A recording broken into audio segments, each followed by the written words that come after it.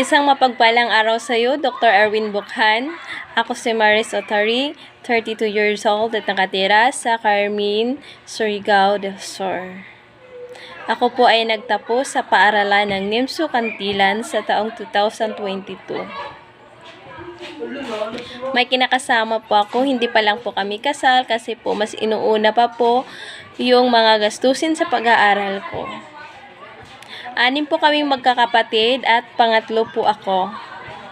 Medyo natagalan po ako sa pagtatapos ng aking pag-aaral sa dahilan pong matagal na pong patay yung papa ko at mama na lang po ang tumaguyod sa amin.